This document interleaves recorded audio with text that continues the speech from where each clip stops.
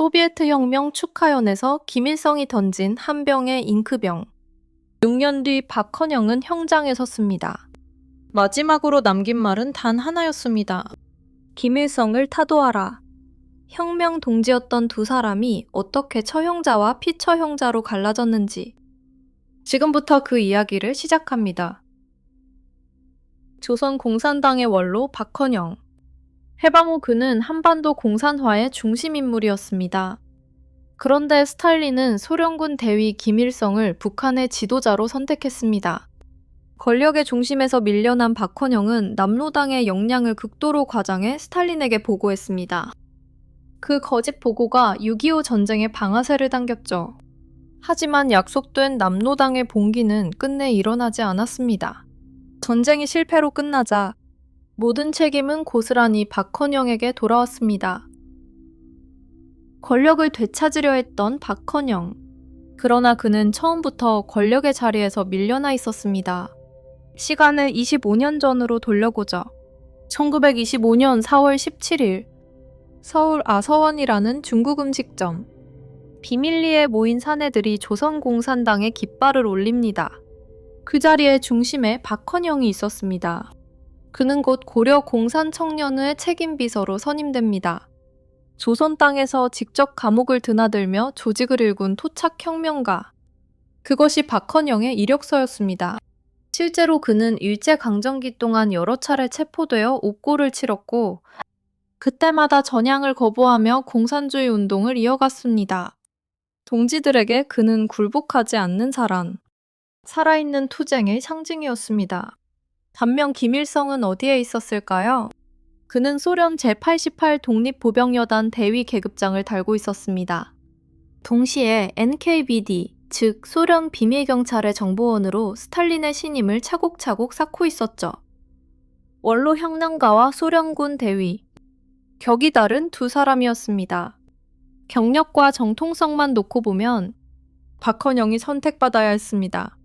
그러나 스탈린의 기준은 달랐습니다. 위성국가 지도자의 첫째 자격은 혁명 경력이 아니었습니다. 포착 공산주의자는 자기 머리로 판단합니다. 자국의 상황을 직접 보고 들어온 사람은 모스크바의 지시와 다른 결론에 도달할 수 있습니다. 그것이 위험했죠. 순종할 인물, 그것이 스탈린의 기준이었습니다. 박헌영의 30년 경력은 그날부터 거추장스러운 짐이 됐습니다. 스탈린의 낙점에도 박헌영은 사라지지 않았습니다. 1945년 8월, 해방의 종이 울리자 그는 다시 무대 한복판으로 걸어 나옵니다. 1946년 11월 23일, 조선공산당과 남조선신민당, 조선인민당이 하나로 합쳐집니다. 남조선노동당, 줄여서 남로당의 탄생이었습니다. 실질적 주도권은 박헌영의 손안에 있었죠. 당시 남로당의 초산 당원 수는 수십만에 달했고 남한 전역의 도시 노동자와 농촌 소작농을 포괄하는 광범위한 조직망을 자랑했습니다. 같은 시기 북쪽에서는 어떤 일이 벌어졌을까요? 김일성은 조선공산당 북조선분국을 발판 삼아 북조선 노동당을 창건합니다. 한반도에 두 개의 공산당, 두 명의 지도자가 마주선 형국이었습니다. 승부의 추는 모스크바에서 결정됐습니다. 스탈린의 오른팔 NKVD 수장 베리아가 강력히 추천한 인물, 김일성이었습니다. 1948년 9월 북한 정권이 수립되자 김일성은 수상이 됩니다. 박헌영의 자리는 부수상. 지금으로 치면 부총리급으로 한 단계 격하된 셈이죠. 원로 혁명가가 신흥 군인의 부하가 되는 순간이었습니다. 박헌영에게 남은 카드는 단 하나, 남쪽이었습니다. 남로당의 조직력, 그것이 그가 다시 정상에 오를 유일한 사다리였습니다. 그는 그 사다리에 모든 것을 걸기 시작합니다. 권력의 자리에서 밀려난 박헌영에게 남은 패는 하나뿐이었습니다. 남쪽에 묻어둔 남로당원들의 숫자. 사다리에 모든 것을 건 박헌영. 그가 내민 카드는 한반도 전체를 불태우게 됩니다. 김일성도 같은 곳을 보고 있었습니다. 1949년부터 그는 스탈린에게 남침허가를 끈질기게 요구합니다. 기록에 따르면 무려 48회. 거의 일주일에 한 번꼴이었죠. 스탈린은 망설였습니다. 미국과의 충돌이 두려웠으니까요. 그 망설임을 무너뜨린 것은 박헌영의 보고만이 아니었습니다. 세 가지가 동시에 맞아떨어진 순간이었습니다. 1949년 10월, 중국 공산당이 국공내전에서 승리했습니다. 마오쩌둥은 유사시 병력을 지원하겠다고 약속했죠. 같은 해 미 국무장관 에치스는 아시아 방어선을 발표하면서 한반도를 그 선 밖에 놓았습니다. 미군이 한국전쟁에 개입하지 않을 수도 있다는 신호였습니다. 여기에 박헌영의 보고가 더해졌습니다. 그는 단언했습니다. 인민군이 서울에 진입하면 남로당원 수백만 명이 봉기해 남한을 단숨에 집어삼킬 것이라고. 미군이 개입할 시간조차 없을 것이라고. 속전속결. 전쟁이 시작되기 전에 전쟁이 끝나는 시나리오였습니다. 스탈린이 원하던 조건이 모두 갖춰진 셈이었습니다. 과연 그랬을까요? 진실은 정반대였습니다. 남로당은 이미 시체나 다름없는 상태였습니다. 1948년 4월 3일 제주 4.3 사건, 같은 해 10월 19일 여수 순천 11구 사건, 두 차례의 무장 봉기가 잇따라 진압되면서 남로당의 조직 기반은 사실상 분해됐습니다. 그러나 모스크바와 베이징의 책상 위에 올라간 보고서에는 남로당이 여전히 살아있었습니다. 1950년 4월 모스크바 회담에서 스탈린이 마침내 남침 준비를 승인합니다. 5월 베이징 회담에서 마오쩌둥의 동의까지 떨어졌죠. 전쟁의 방아쇠는 종이 위에 거짓 위에서 당겨졌습니다.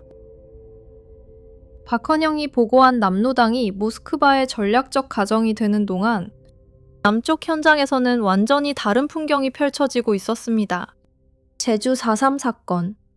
1948년 4월 3일에 시작된 이 비극으로 제주 인구의 약 10%, 14,000명에서 3만 명으로 추정되는 인명이 희생됐습니다. 섬 하나에 인구 10명 중 1명이 사라진 규모. 좌익이라는 이름은 곧 죽음의 호명이 됐습니다. 그해 10월 19일에는 여수 순천 11구 사건이 일어납니다. 군 내부의 좌익 봉기는 진압됐고 그 여파로 남로당 조직은 회복 불가능한 수준으로 무너집니다. 칼만 휘두른 게 아니었습니다. 1948년 12월 1일 국가보안법이 제정되어 좌익 활동의 법적 통로가 막혔습니다. 그리고 결정타가 따로 있었습니다. 1950년 3월 농지개혁법이 통과되고 시행에 들어갑니다. 평생 남의 땅을 붙이던 소장농에게 자기 땅이 생긴 겁니다. 토지를 약속하던 좌익의 구호는 그날부터 매력을 잃었습니다. 공산주의가 내건 가장 강력한 약속. 토지 재분배를 남한 정부가 먼저 잃어버린 것입니다. 혁명의 연료가 사전에 제거된 셈이었죠. 공포와 법, 그리고 빵. 세 가지가 함께 작동하면서 남한 국민의 약 70%가 정부를 지지하는 쪽으로 돌아섭니다.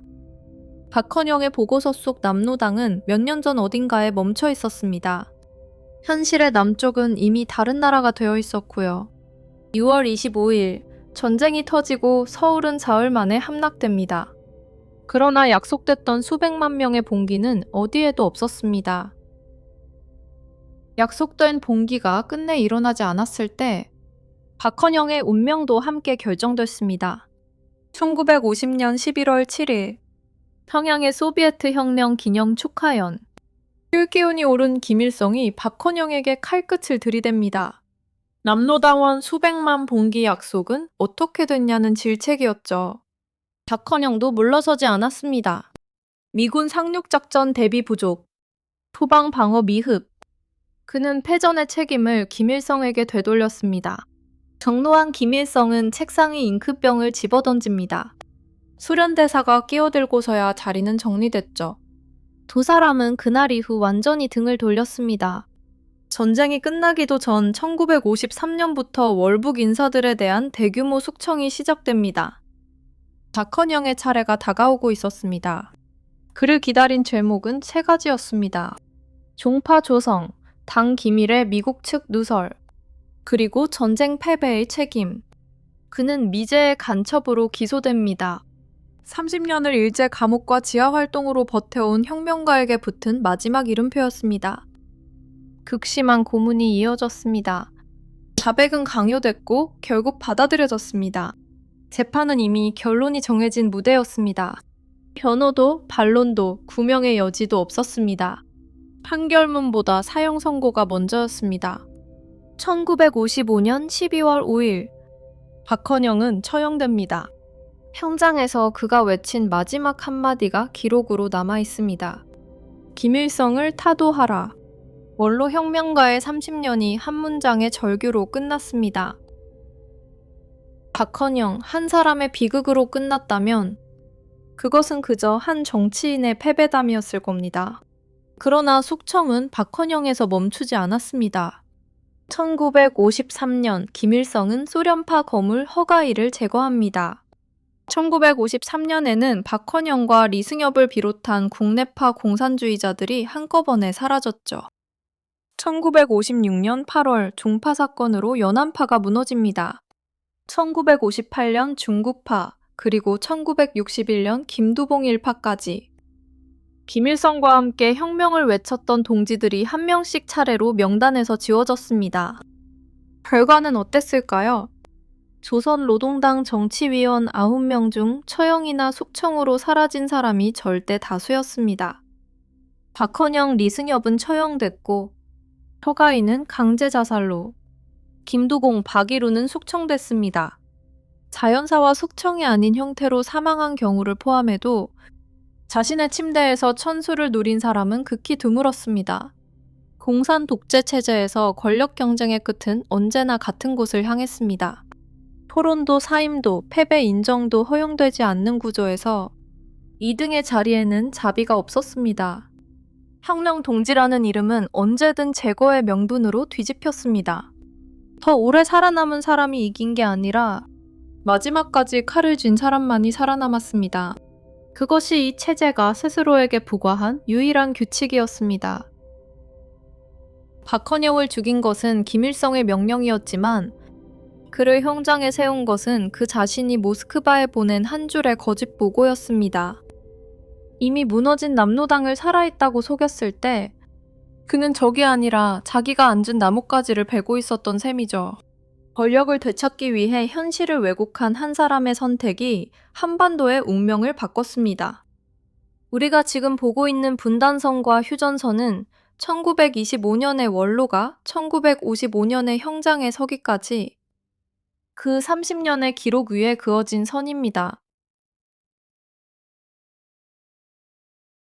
영상이 재밌으셨다면 구독과 좋아요 부탁드립니다. 다음 영상에서 만나요.